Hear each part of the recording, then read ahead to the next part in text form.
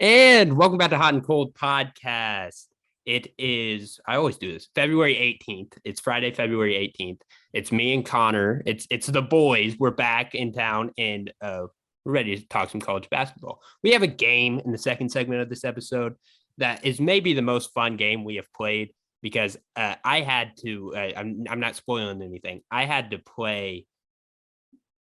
turned heel in the middle of this episode and it's something to behold. Seriously, it's something to behold. But Connor, how are you doing today? Do we bleep words on this podcast? Like, no. Like no, we don't do that. No, I am totally against FCC regulations. So let's just get into it. I mean, let's just come flat out and say it. It was a rough fucking weekend for IU basketball fans. I'm just gonna come right out and say it. It was terrible. Chronic Hoosier family podcast. Chronic Hoosier tweeted it best. He's a family Twitter account, and he tweeted some funny things, including some profanity. So why not join in? It was brutal. It was really brutal, and I just don't know where IU basketball goes from here. But they're on the bubble again. Actually, they're off the bubble. They keep going back and forth. They're like right on it. But kind of leading into that, I'm curious on your thoughts on this because I'm looking at the other teams they're on the bubble with. North Carolina, Oregon, who looks terrible right now. There's a team that has been solidly in the tournament all year. The metrics love them, which is in a conversation that I would love to have about how much the metrics really weigh into where teams are seeded in the tournament versus just wins. You look at Rutgers. They're on a ridiculous win streak right now of quad one wins. And if I look up where they're at, they're still 74th in the net. But they should probably be in the tournament.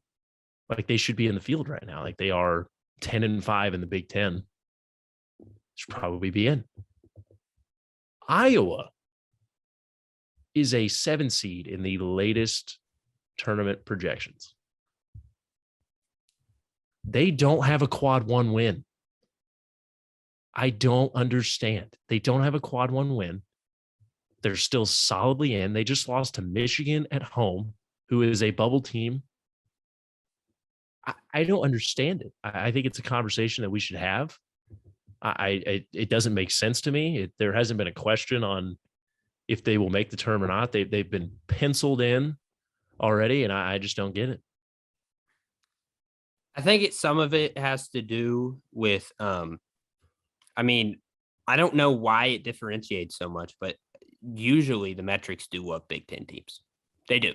Like just in the net, especially. They do love Big Ten teams. Obviously, Rutgers is a different case because they lost so many bad non-conference games, and that drops them significantly. Like I think they lost to a team so bad I don't even remember their name that they lost to. But hold on though, just not to interrupt. Sure, yeah. They only have one. They have one quad 4 loss. Not good. Lost to Lafayette by 2. Yeah, that's the game I'm referencing. Yeah, really bad. They lost to UMass quad 3 and then DePaul quad 2. But they have 6 quad 1 wins. They have 6, and it just does a quad 4 loss really make that much of a difference versus 6 quad 1 wins? Like a quad 4 loss it really hurts your resume. Like I remember when it was down to the nitty gritty of the 2020 bracketology, whatever. Obviously, the tournament didn't happen, but Kentucky was getting just railroaded just because they had that loss against Evansville. So it does really hurt your resume. I think that's dumb. Yeah, one game is going to really affect Rutgers' tournament outlook. It's going to be interesting to see where they're actually at come Selection Sunday because I don't know what they have to do to get into the top 50 of the net, but I mean, it's possible because they still have 4 quad 1 games left on their schedule. But even if they win all 4 of them, I mean, they've won 4 in a row Right. and have only moved up like 15 spots in the net. I mean, by that math, they still won't be in the top 50, top 60. I mean, it's going to be close. I don't think there's any hope for them getting the metrics on their side. I think they really have to just stack up those wins, and make the committee make a decision based off metrics. They're going to be ranked at some point. They might. They honestly might. And look, and they just weren't. It's a different team. Like this happens all the time. They were a different team at the beginning of the year than they are right now. They just weren't cohesive. They lost a lot of guys in the portal, and look, they're making it work right now. They're making it happen. Iowa's weird. It sucks that Iowa's definitely going to get in because I don't really think they have a chance at making a run. Because look, I will be fair. They have a serious player of the year candidate, which is, that's big. Like that may give them a chance in Keegan Murray, but I mean, they don't have any good wins on the season. The reason they're in is because they have no bad losses. Like that, aside from the double OT loss at Penn State, which I mean, apparently everybody's losing at Penn State. So it's weird. It's a weird ordeal that's going on with Iowa, and I don't get it. Look, if I knew more about the metrics, I would tell you why they're so highly ranked. And I think their offense is really good. I will say that. Like they score 1,000 points a game, but like they still lose a lot. They lose a lot of games. So it's gonna be interesting because they have 4 quad 1 opportunities left. Yeah. At Ohio State. I don't think they're gonna win that. They play Michigan State at home. Winnable. They can win that, yeah. Those 2 teams actually haven't played yet. It looks like. And then they're at Michigan, at Illinois. So like they have to win that Michigan State game, or they won't have a quad 1 win. And I would love. And they'd have double-digit losses, yeah. Without a quad 1 win, yes. That'd be Going along with that, if the Big Ten shakes out like that and they lose 4 or 5 or something like that, they're going to finish 9th in the Big Ten, 10th. Right. Like not a good record, but I guess they're still solidly in because they're top 25 in the net. It just doesn't make sense. Yeah, look, I feel like we're going down this road where I think metrics are important. Don't get me wrong. I think it is a fantastic way. It's a fantastic way to quantify stuff that you wouldn't just see looking at the record, looking at the AP top 25. And I think that's greatly important. Kim Pom, whatever. Like you need the computer, but the computer doesn't see stuff that the human eye will catch. And that's what's so like important. And I think some teams benefit greatly off of it, and some teams just don't. Like I think there's some SEC teams that benefit off Kim Pom and net so much, like LSU and Alabama. LSU and Alabama, they'll both get 5 or 6 seeds, both of them, and they have a ton of losses. LSU put like 4 losses in a row together, and they still are only like 16th in Kim Pom right now. And it shows what it values and what it doesn't value. So, and obviously there's going to be some flaws in formulas and everything, but it happens. I was 21st in Kim Pom, and it's solely because, they're the 5th rated offense. And that's something to have. Yeah, I guess. And we can move on after this, but Rutgers' last 4 buys, Michigan's last 4 in. And Iowa's at the 7th seed. Who are you taking to win Rutgers versus Iowa? Oh, Rutgers, 1,000%. Yeah. And then Michigan just beat Iowa. I would assume you would take Michigan to beat Iowa. You're not a Michigan fan, so I don't know how you feel about this one. I mean, I would think so. I think Michigan's better. They've got the best player. I think Michigan has a better overall team. Do they have the best player? Keegan Murray. From a mismatch perspective, I think that Dickinson would cause issues like he did. And it's just crazy to me. There are a lot of teams that I would take over them, and they're just still solidly in. Not to keep talking about bracketology, but that would be Kentucky's second round opponent, which is good. Kentucky's in a great region, by the way, if Lenardi's thing works out. I mean, they'd have to play Kansas or Illinois at some point. Fine with that. They're in they get Providence as their 3 seed instead of Baylor, Villanova, or UCLA. I mean, that's really good. I would love that. I would absolutely love that. Give me that all day. Probably have the worst 1 seed too. Like Kansas. I don't understand how Kansas is. Look, this is more bias me against Kansas.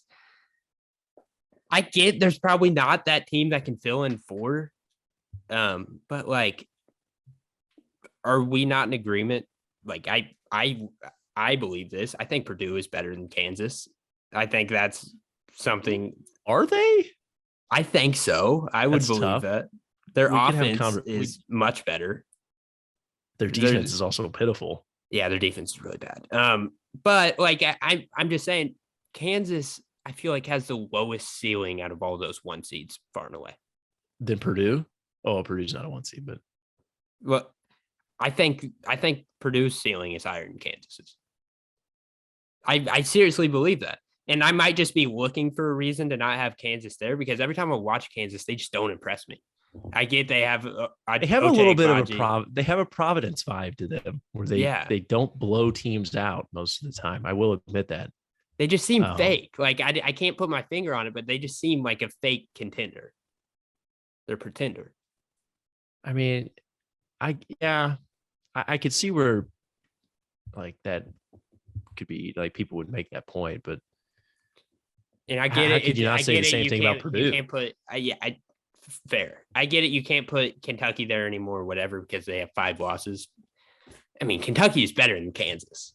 Yeah, I mean, you look at the metrics, it will tell you that. You look at the head-to-head, it'll tell you that.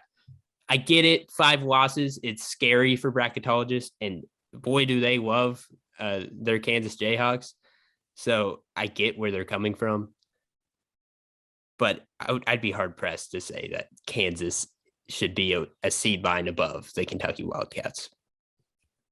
That's also just to point out, since I'm looking at the bracket, they're not in the same region, but if they were, Indiana, Kentucky would match up if they both win in the first. I guess 10. Indiana's at 10 right now. They're on opposite sides of the bracket, though. Indiana's region is pretty good too, to be quite honest. I mean, their 2 seed is Duke. I would rather play Duke than Kentucky or Purdue again. Right. I would maybe rather play Texas Tech. That would be. They can't put you with Purdue. There's rules. There's a rule bracketology. It's like if you play a team twice, you can't play them again until the Sweet 16. I think the Elite 8. Yep. If you play a team once, you can't play them until Sweet 16. Yeah, it's something weird. I mean, their 3 seed is Baylor, who I don't believe in. I'd rather play them than UCLA and Villanova. It's obviously not as good as to play Providence, but and then their 1 seed is Arizona. 4 seeds Tennessee. I don't really believe in Tennessee. I know they just won, but I just don't know how good they actually are.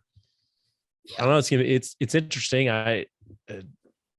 Indiana making the tournament, though. I don't even know if it's worth talking about.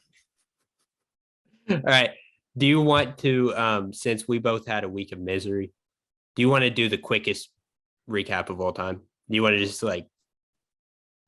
you want to see how quickly we can get through this? Just rip the Band-Aid off? Yeah, I mean, sure. You want me to start? Yeah, go. Indiana doesn't understand the fact that there's 40 minutes in a basketball game, and it has affected a lot of their losses. They have yet to play a complete basketball game other than the Purdue game. Even then, they started off slow as hell. I mean, they have yet to play a game this year where I can think of against a quality opponent that they've played 2 good halves of basketball. Like there's always stretches where they are just so bad and look lost. Xavier Johnson just really struggled against Wisconsin in general this year. Like it is astronomically bad numbers. I couldn't and they believe don't. his shooting splits. What was he, like 3 of 16 or something like that? 3 of 16, 5, 6 turnovers. I mean, the play at the end that Woodson drew up had 2 chances at it, really bad. We're talking about a team that doesn't know who to get the ball to at the end of a game, and he has one of them, especially when you're down 3. I mean, there's nobody that I could even think of to draw a play for. But another game they should have won. I mean, it's the story of Indiana basketball for the last 2 to 3 years. They just have collapsed in games. They don't know how to win. Mike Woodson says they don't know how to win. I don't like that. It's very weird that he keeps saying that. They won 16 games this year. I don't really understand that narrative. They've won close games at that too. Like they beat St. John's, they beat Purdue in very close games coming down to the wire. So it's concerning. It's very concerning. So Trace maybe had his best great game, by the way, of his career. Best game of his career. 30 points, 8 rebounds, 6 assists. It doesn't get any better than that. We called it. I called it. He made 3 half-court shots, so I was like, yeah, he's going to. Yeah, you did call it. 10 of 13 from the field. Maybe it is the best game he's played in an important moment. And Johnny Davis said something after the game. He said, Trace Jackson Davis is a great player, but they don't have anybody around him. They don't. They really don't. It is such a shame. It really is. I've talked about it before. Now they just cannot get any talent around him. I mean, they haven't had one consistent shooter that has played with him. He hasn't had a point guard that is like actually good at getting him in his spots and getting him the ball where he can easily lay it in or dunk it. It's just baffling how bad it's been. I mean, I get it. And I think there is something to say about teams really can't rely on a big to carry them. Like that, I think that pretty much goes in college basketball. At this point, you got to have good guards.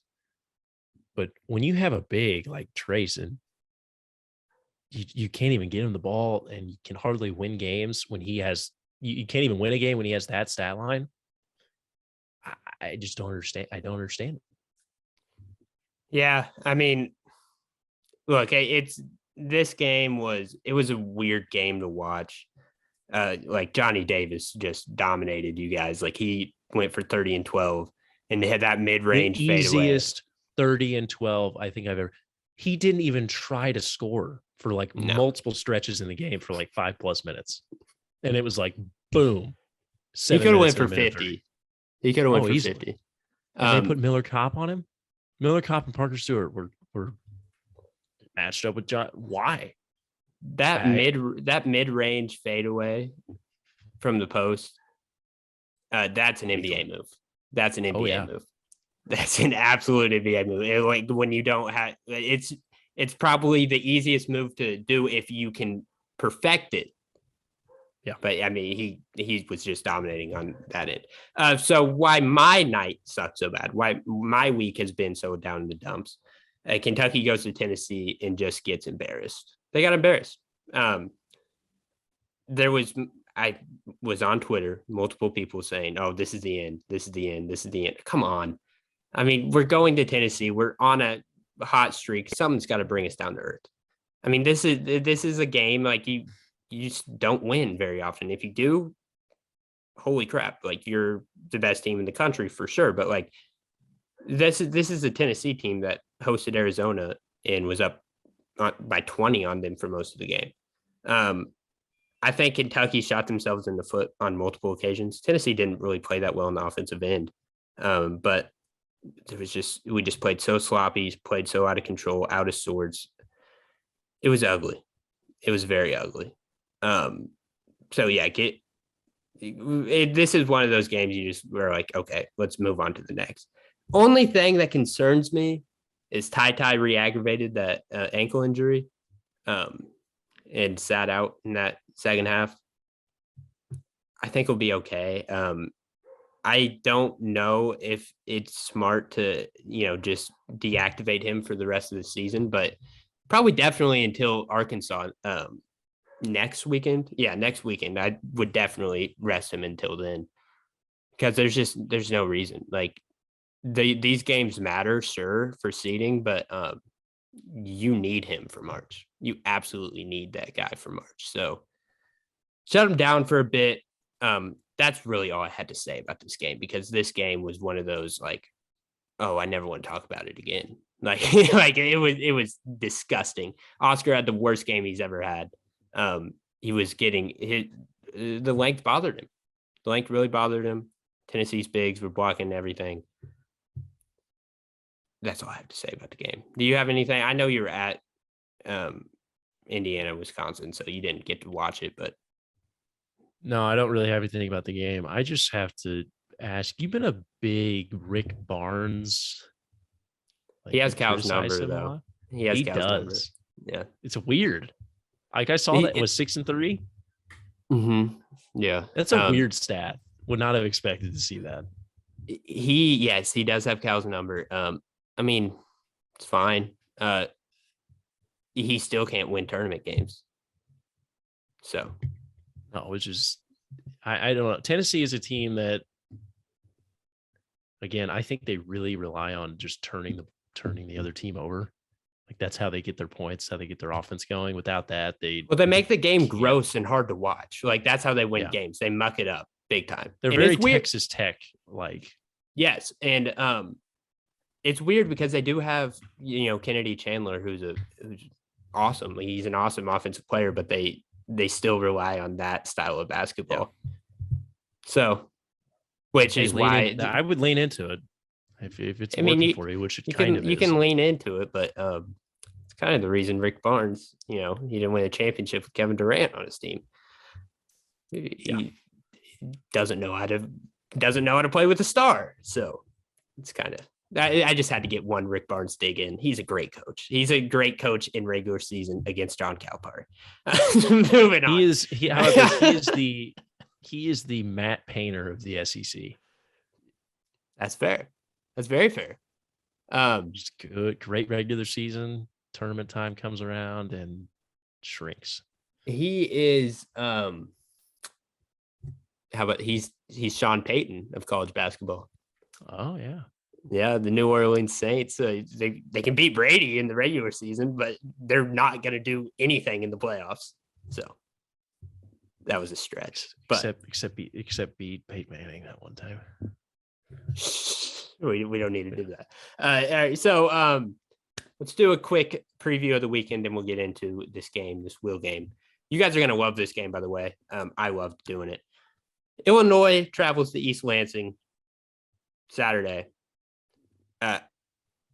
Michigan State, are they frauds? I do like Illinois in this game, even though it's on the road. I know Illinois just lost to Rutgers, but who isn't losing to Rutgers? So give me the Fighting Illini in this one. Your thoughts? Yes, I agree. I think they definitely bounce back from the embarrassing performance against Rutgers. I watched that game while I was doing my taxes, which was a terrible experience. Something that I never really expected to be terrible. It's really bad. I mean, Illinois just from the jump, like could not do anything right. It was just everything was going Rutgers' way. Missed shots, air balls, falling into the lap of a Rutgers guy into the back. Like it was they were not going to win that game. So yeah, I think they'll turn it around. I think I don't know. Michigan State they're a weird team. Like they don't have one player that really can carry them for a stretch. Like it's been very inconsistent for them this year. So yeah, give me Illinois. Illinois has a couple guys that can carry them for stretches. Like Plummer can get hot, Frazier can get hot. Obviously, Kofi is an animal in the paint, and they even got guys that are playing. They're really improved from last year. Coleman Hawkins, he's a lot better at shooting. Grandison can light it up sometimes, and but I like Illinois. I don't weirdest think thing about Illinois is everybody thought they were going to be good because of Kofi and who. And What? Who taking like Kofi and who else? Like the They thought they were dynamic gonna. duo. Oh, Curbelo, yeah. There's going to be Curbelo. He has like been almost, I wouldn't say non-existent, but he hasn't really done anything this year. Like hasn't made that jump, hasn't progressed like everybody thought he would. I know he got hurt, missed a lot of time, and that matters as far as being in the flow of a season. Yeah. If he gets going, like everybody thought he was going to be able to, then they are dangerous. But he doesn't even start, which I don't get either. But that's the perfect role for Curbelo. I can't believe people were coming in. Like, I even thought I convinced myself otherwise because people were hyping him up so much. I was just like, that's not the type of player he is. Like, he's not skilled. He's not talented. He just hustles his ass off. And sometimes he'll do like a flashy move, but like, he just hustles his ass off. And like, that's why I called him Spaz last year. I gave him that nickname. But I mean, he can't be your lead guard. Thank God Trent Frazier's on this roster. Trent Frazier is awesome. He is a fantastic point guard. He can defend your best player, and he can also put buckets on you. I would be like, look, nobody has been hurt more than Johnny Davis and Jaden Ivey just being absolute animals, because Trent Frazier would be a first team all conference in every other conference. Like, he would. Like, that's how good he's playing, and he's just being overshadowed by those two, top 5 picks. But I mean, I like Illinois. I think they might choke out in the tournament, and that's not a thing against their team. It's just they don't do well in the tournament. Coaching, maybe. Who knows? Definitely coaching. But let's not avoid that. It's definitely coaching. But yeah, kind of moving on. Texas Tech goes to Texas. The rematch. Chris Beard probably wants his revenge.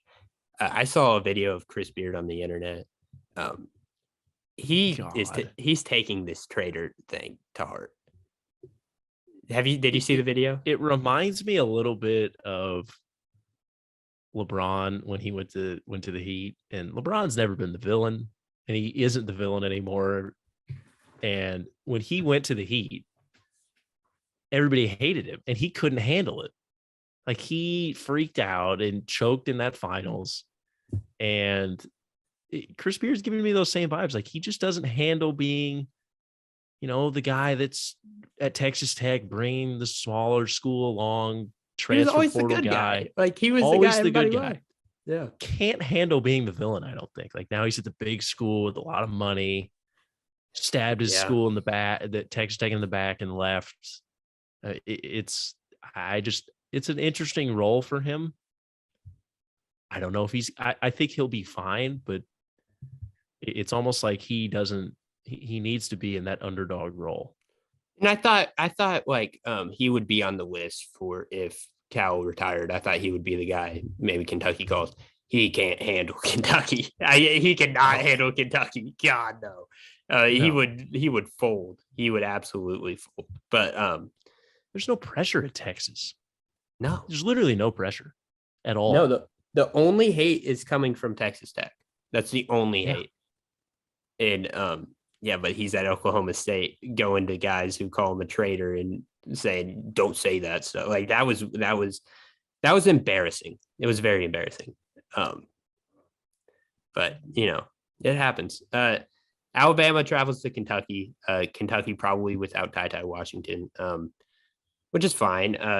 I know this Bama team can get hot, but we're at home. I don't really envision this Kentucky team, obviously knock on wood right now, I don't envision this Kentucky team losing at home. I think a lot of their losses are just from the hostile environments that they have to go into. Cal always says every team's Super Bowl. I started to say that because I think it's very funny. But it's just not going to happen. They're just playing. They're playing at Rupp. I think that's a huge advantage. So yeah, give me the Cats. Yeah, do you agree? Kentucky's gonna win. Alabama's not. You hate Alabama. You hate Alabama. Yeah. I hate Alabama almost more than I hate Kentucky. Like, they just are not. Like, I can acknowledge that Kentucky is good, but Alabama's going to lose this game. I don't know if they'll still be in the top 25 or not, but they're going to be 17-10. Mm-hmm. Like, they're just not good.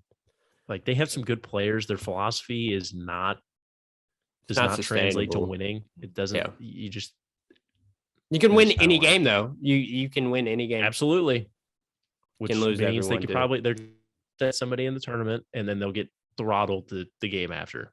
Yeah. Yeah, that's true. Tennessee travels to Arkansas. Arkansas is a tough What's place up to with all play. these SEC games? It's gross. I listed two. All right. There's two Big Ten, one Big 12, two SECs.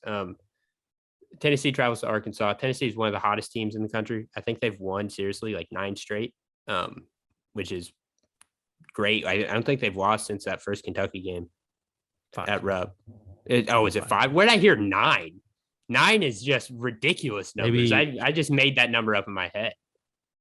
5. it could be like Okay. 9 of their last 10 or something like No, that. yes, that's what it is because they lost to Texas. Yes, they lost to Texas, and that was the last that's game. not even right either because they lost to Kentucky and LSU. I don't know what you're talking about. You got some bad information. I got bad sources. I will say I got bad sources. Apparently. Half of the stats that I've come up with, if somebody's fact checking me, no, they're mostly right, but half of them my memory is giving me a stat that I saw earlier in the week. Sometimes it doesn't come out right. But Tennessee's hot. They're going into Arkansas. Arkansas is also hot. I think they might be the team with nope. They just lost to Alabama. They're on a one game. They just lost to Alabama. Yeah, they lost to Alabama. But yeah, Tennessee travels to Arkansas. I think it's going to be a very, very, very fun game to watch. A great atmosphere. Don't want to miss it. I think Arkansas is finally, getting into place a little bit. Obviously, you can lose to Alabama on any given night, so that's what they did. But this was a team I put in my preseason Final Four. If you think I'm taking Tennessee over them, good luck. Yeah, I'm not either. I mean, you look at the SEC, the top teams rarely lose at home. Arkansas has one loss at home, but if they were undefeated, the top 4 teams in the SEC would be undefeated at home. So I think Arkansas, they will pick this win up. Yeah. No, and I think that is definitely going to happen. Last game, final preview before we get into the wheel of debates. Indiana travels to Ohio State. Maybe it might be a must win.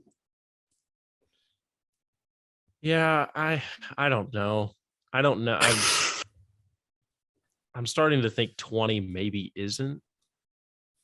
I mean, 19 are you moving the 20, goalposts? Okay. 19 to 20 and then a Big 10 win. Like, I think that's probably going to be their route now that they lost at home to Wisconsin. Like, I just don't think that there's Wisconsin was a game. It felt like the game. Felt like the Wisconsin and Illinois, they had to win one of those while also not losing to Northwestern. But, there were some circumstances for that one. They could have submitted their bid if they went 2-1 in those 3. Yeah, absolutely. Definitely. It was funny. I tweeted about the Rutgers game. That's in March. It's going to be a big game because those 2 teams are going to be basically on the bubble, and maybe whoever wins that game gets the spot. I don't know, but it's hard to find a win left on Indiana's schedule, and Ohio State certainly is not one of them. Yeah, I don't see it happening. I really just don't see it happening. And look, I know you guys throttled Ohio State at home, but that was it's gonna be different. They did that last year. Different. Yeah, they did that last year when they beat them at home, and then they went to Ohio State, and I think they lost by 20. Yeah, that's fair. They just don't win there. No. Well, let's get into this game, shall we? I think you guys are really going to like this. But yep, and here we go. And now we're going to play a very new game. This is a game that could go one of 2 ways. It could go really good or really bad. This is kind of the test run, whatever. But yes, we're recording this before the intro, so you're going to know how it goes. So we're going to spin this wheel. Everything in pop culture nowadays is spin the wheel, spin the wheel, spin the wheel. Might as well get involved. Absolutely. Yeah, absolutely. So what we're gonna do, I put 12 of the best teams in the country on this wheel. I'm going to spin it once for Connor, once for me. And we're going to have to debate on behalf of the team we land on. The interesting part of this is there's a bunch of teams on this wheel that I do not like. I do not have a strong affinity for, and the same goes for Connor. So it's almost positively going to end badly for one of us at least. Yes, we're probably going to do 2 matchups. I'm actually very excited for this. Hopefully it goes well because I can see this being a good segment for the future because I love the wheel. I love the wheel. I'm addicted to the wheel. But Connor, like, do you have any comments before to clarify? I get a team, you get a team, and then we're going to try to debate on who would win the one-on-one. We can do one-on-one. That can be one argument to be had, but I'm just thinking of what team is better. Yeah, so like one-on-one, yes, that would make sense. But like which team is better, which team has a better chance of making a run in March. Just debating on behalf of the team. You can go metrically, you can go whatever. For instance, I'm not going to say names, but if you land on a team with terrible metrics and but they have a good record, they have a good seed line, then maybe you go away from the Kim Palm and the net. Yeah. Something like that. Gotcha. Okay. All right. So here's Connor's team. Come on. Here we go. Big money, big money, big money. Oh, Purdue? Auburn. Yeah. You got Auburn. That's a pretty good spin for you, no? Absolutely. All right. And here's mine. Come on, big money. Come on. Oh, the wheel is just. The wheel is so just. I got Kentucky. Kentucky. By the way, this probably goes without being said, but this is not an audio podcast. This is perfect for YouTube, and I'm definitely going to I'm going to edit this in YouTube. This is probably going to be the longest editing task I've ever had in my life, just switching between the wheel and not the wheel. But Connor, your Auburn Tigers. Let me hear it.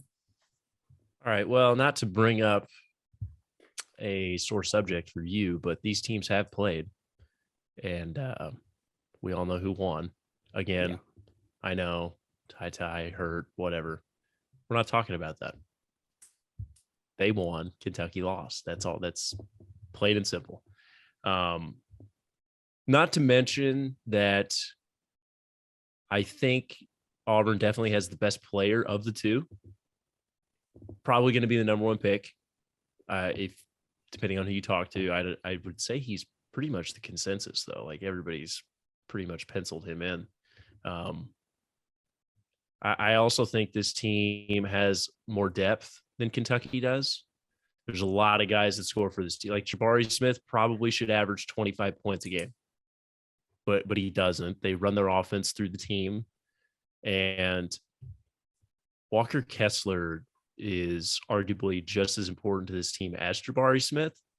And if he plays like he has been lately, triple doubles with blocks, you throw in their good guard play, can be a little inconsistent, but this team just, and defensively, they've got so much length. They're crazy. They're everywhere. That's all right. And it's Bruce Pearl. He's going to have a magical run in the tournament. He had it a couple of years ago. Didn't quite make it as far as he wanted to, but I think he has more talent this year. And in a matchup, I don't see a big coaching advantage either way, as far as like X's and O's. I think they're very similar in the fact that that's not their strength. Recruiting is definitely the strength between the two. And Auburn has the best player. Okay. No, that's a good argument. I'm going to tell you every reason you're wrong. So you cite Bigman as the reason that they have the advantage over Kentucky. You cite Jabari Smith and Walker Kessler. Let's not forget. You said the best player is on Auburn. National Player of the Year is on Kentucky. Let's not forget that. The most important player to their team in the country right now is Oscar Tshiebwe. Now, I get it. He's undersized, whatever, but he's going to work his tail off. You saw even in the Auburn game, he struggled against the pick and roll, but that's because there was Ty wasn't there to guard it. So he had to play in two. He had to drop and he had to head. You know what I'm saying? Oh, sure. Yeah, I know basketball. I don't even believe that for a second.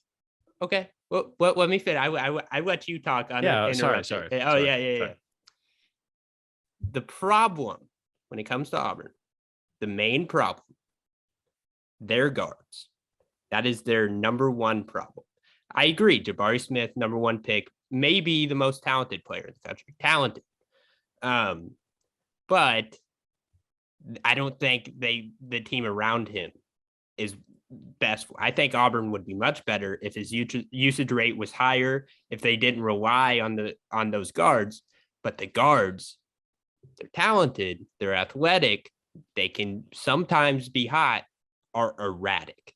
Both of them, KD Johnson and Wendell Green, are the most erratic players to lead one of these top teams. When you look at it, everybody talks about experienced guards. Yes, these guys have experience under them, but they're turnover prone.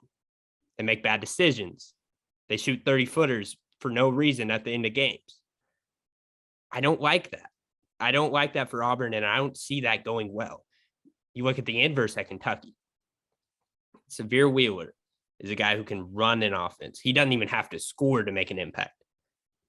He's always making sure the offense is running fast. He's always making sure he's going to get his guys involved. He sees Kellen Grady whenever he wants. Kellen Grady, by the way, probably his nickname is Granddad. He's probably the most experienced and smartest player on that court when they play. Ty Washington is a freshman.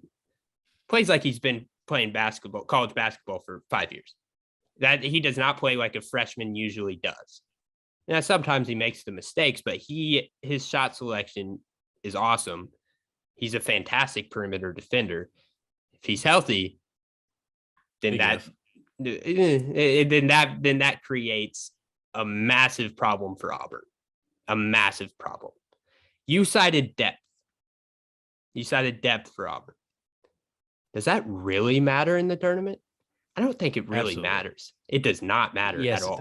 It does. Good coaches, when it comes to tournament time, they shorten their rotation to 7 players, 8 players. Yeah. Auburn can't do that. That can be, it's a plus in the regular season. When it comes to tournament time, it starts to become a negative. Coaches need to shorten their rotation. And I don't think depth is all that important when it comes down to March. Rebut me.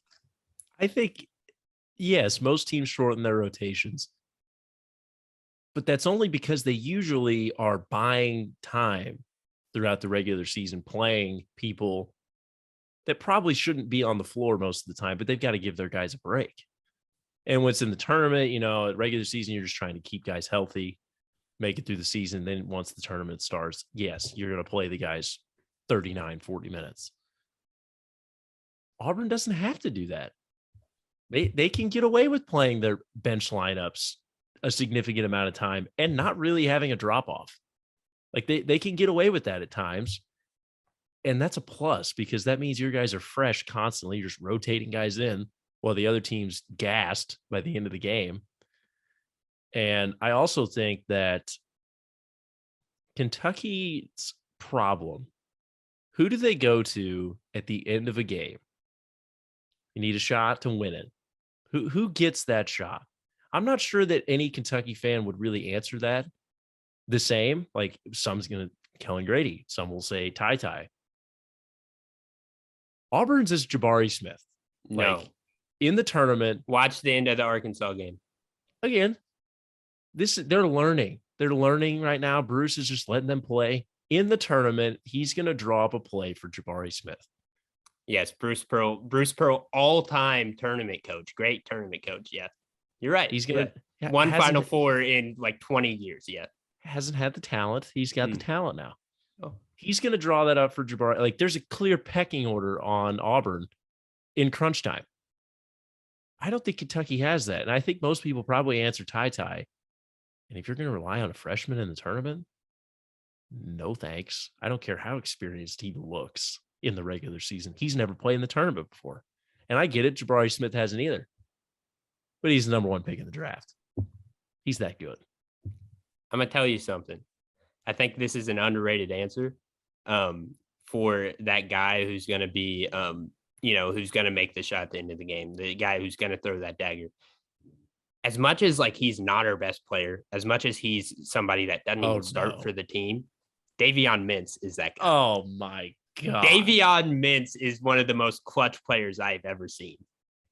He works his tail. He's in every game. He works his tail off. I don't know. He's not going to be number one in the pecking order. I'm just saying there's a ton of guys that can make the play at the end of the game. And that's Davion Mintz is one of them. Kentucky has so many options, and they're all kind of together. And I think that matters late in games because players are going to be like, are you going to make the shot? Or are you going to take it? Do I have to take it? And that doesn't work late in games. I'm telling you, you better not help off Kellen Grady at the end of that game. Yeah, Kellen Grady's going to hit the shot. Yeah, Kellen Grady's going to hit the shot. I'm just saying. Maybe.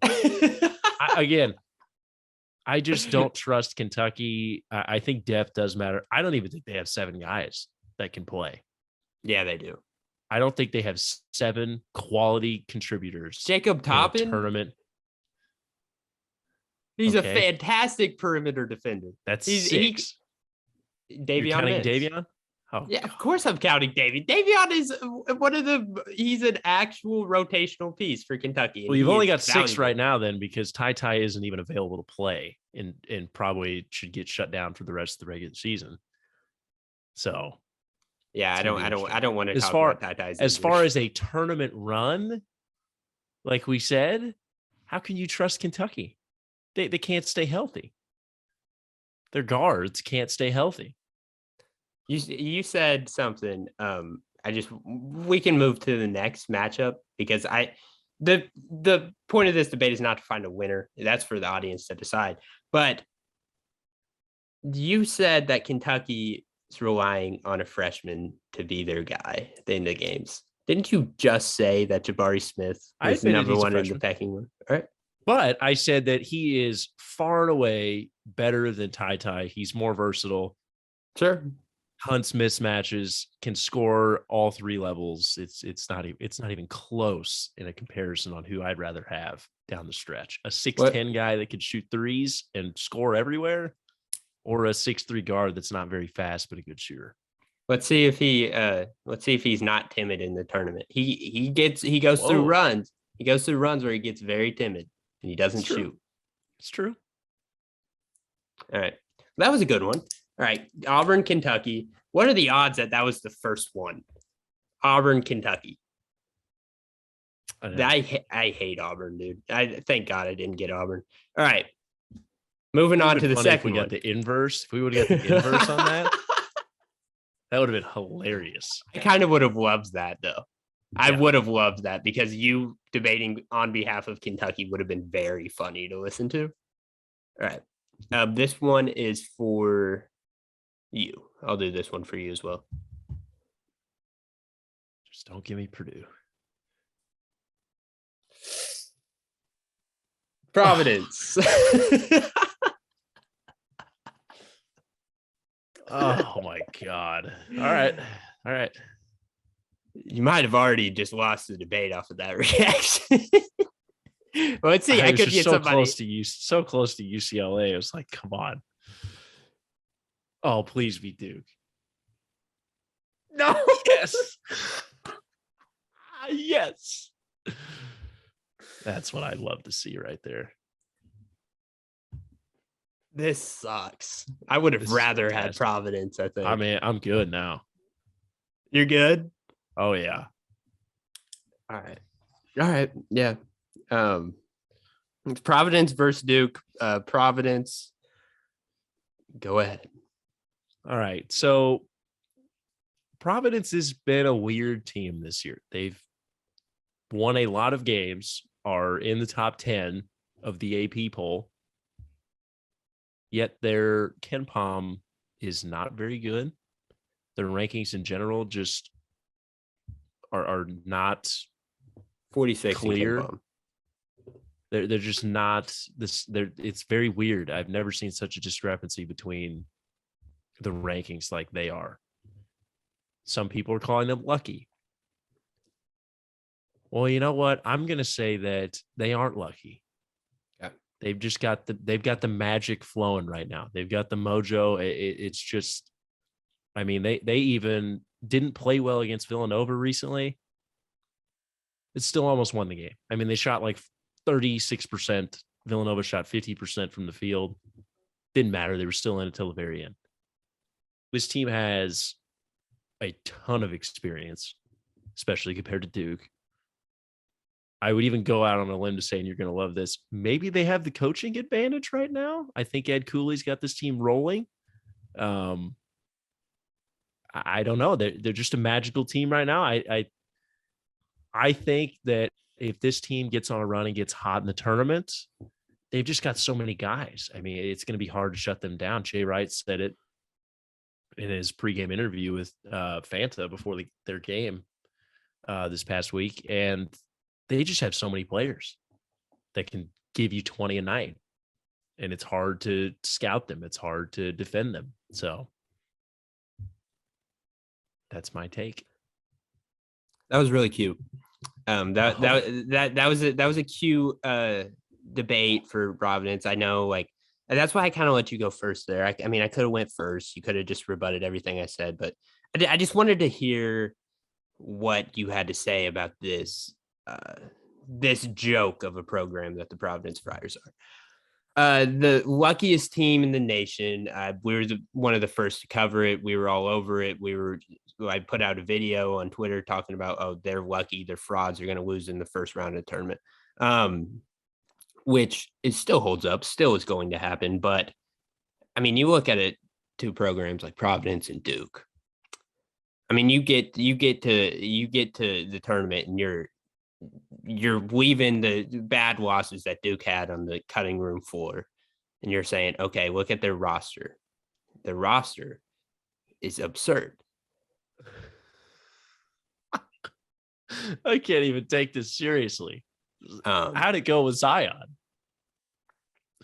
Elite Eight. Oh, wow. Paulo Banchero. You talk about Jabari Smith. He's a top 3 pick in the draft. He's bar none a top 3 pick in the draft. If you can point out one person on Providence that can even hold a candle to what Paulo Banchero can do on a basketball court, then maybe I'll even hear your argument a little bit. But you can't.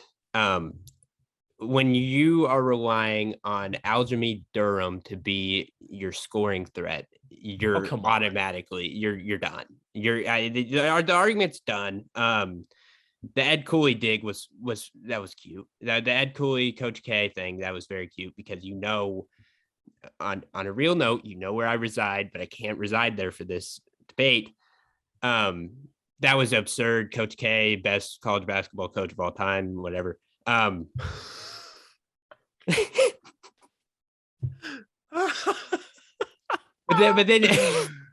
then you look at Duke, and just looking at the roster top to bottom.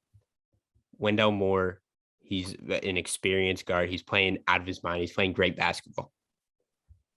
AJ Griffin, he's the straw that stirs the drink for Duke. He's been a better shooter than I thought he would be. One of the best freshmen in the country, alongside the best freshman in the country, Paulo Banchero. It's kind of a runaway. Like, I don't understand where you can even come from to even say, even for the sake of this game, even for the sake of the game where you have to back Providence. Like, no, it's the Duke Blue Devils. Sharpie Duke Blue Devils. Listen, Duke does not play well as a team. They really don't. They rely on individual performances to carry them to wins. Providence is the exact opposite. Al Durham is their quote unquote scorer. He's shooting 33% on the season. They are 21 and 3? Doesn't matter. They play as a team. One guy struggles, the other guy's playing better. Duke, if a guy has a bad performance, they just lose. They loss. They just don't win. Paulo has a bad game, done. Off the rails. That's just how they work. In the experience in the tournament, we all know it matters. They hardly have any. You don't think the three freshmen are gonna sink in the tournament? You don't think it's sink or swim here? I think they're gonna be sinking big time. Big time. Not to mention, they don't have a lot of depth either. Outside of their starting five, it's basically nothing. Mark Williams gets in foul trouble. They're a completely different team. Nate Watson's a serious matchup nightmare for them. He's going to dominate in the paint and get Mark Williams in foul trouble. And then it's over. It's done. Yeah. So you cited some of the players on Providence, and that's fine, but you didn't even cite their best player and their most important player. His name is Luck. Luck. Everything that team does revolves around how lucky they have been in this regular season. And everybody knows it. Everybody watches the game. They go to OT with DePaul. And you're at home and you're just like, okay, like this team is not good. You watch this team, they're not good. Maybe they just know how to win close games. They have that experience. That's the best experience you can get in the regular season come tournament time. They have so much experience closing out games, overtime, regulation, comebacks. They've got it all. They have played every type of game this year. And I could argue that no other team has this experience. It's perfect for a tournament run. It's absolutely perfect. And everybody needs a little luck. That's fine, but you said if we want to do head-to-head, whatever.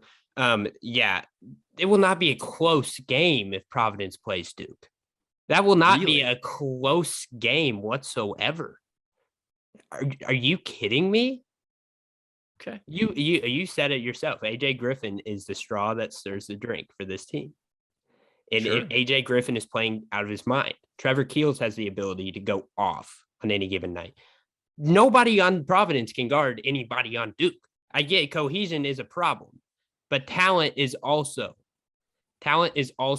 a major factor into this. I'm just saying. Give me the Dukies. I don't know. It's okay. I want to end this so bad. I want to end this as soon as possible. I'm begging for help. I can't keep debating on behalf of Duke right now. I'm begging for help. I've made my points. We can let the audience decide. We can let the audience decide. I think I did good. I think I did good, even for one of the biggest Duke haters on the internet. And look, that was a good segment. I think we may bring that back. I think we might bring that back. That was fun. That was really fun. We could do it with like bubble teams next on who should get in the tournament. That would be very, very fun.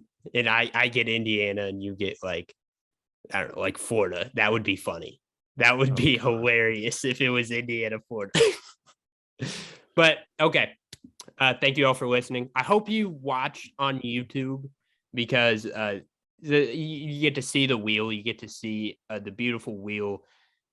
And it was just much better. It was a much better experience. So if you haven't, go back and watch it on YouTube. I promise it's worth the second watch. But thank you all for listening. Connor, thank you for joining me. Make sure you like and subscribe. Give us 5 stars on Apple. Whatever you got to do really helps us out. And it'll get more people to listen to us. So Connor, any last words? Everybody needs to watch the YouTube to watch you struggle to defend Duke for like 5 minutes straight. And I went full heel. I went full heel. Comical. I went full heel. Like I just bought in. Oh, yeah. But I mean, that's what you got to do. I love this game and I hope it stays. So again, thanks, Connor. Thank you guys for listening and love you guys.